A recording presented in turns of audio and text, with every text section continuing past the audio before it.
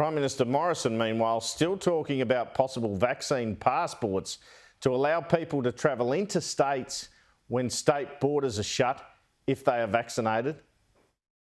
No, I don't believe so. I'm looking forward to those discussions. I think it's a reasonable thing to work through. Now, I know the New South Wales Premier would prefer that there were no restrictions, but she can make decisions in relation to New South Wales, but other premiers, whether it's here in Victoria, Queensland, WA or other places, I'm sure will continue to exercise judgments that they believe to be in the best interests of their states.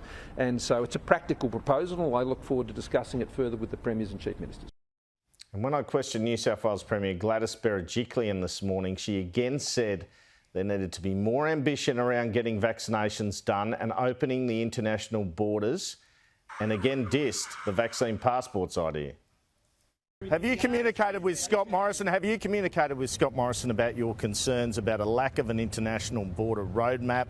Do you yourself have a date in mind? Do you think the end of the year is an appropriate time for a greater opening of the international border? Have you communicated this to the Prime Minister? Well, a couple of things which the PM knows about is my keenness to bring forward any possible dates, and that depends on how quickly we roll out the vaccine. No doubt we'll be discussing these matters at National Cabinet, but no doubt New South Wales tends to have a different view to the rest of the country.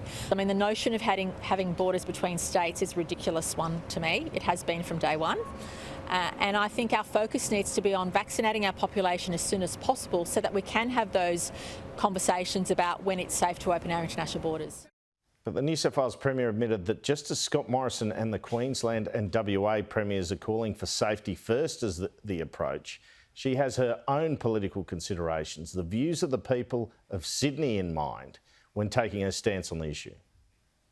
Do you accept there's a political imperative? There's a political imperative on both sides in the sense that Scott Morrison, he needs to keep Queensland and WA happy, he needs to win a federal election.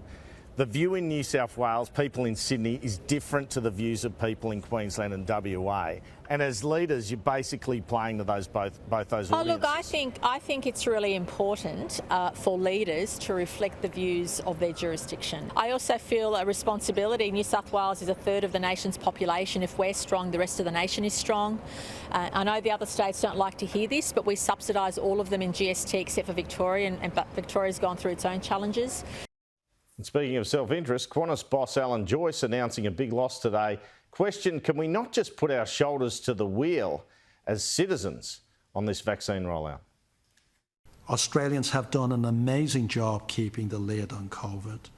Imagine if we were to put the same focus on the vaccine rollout. Opening up by the end of the year seems very achievable under those circumstances.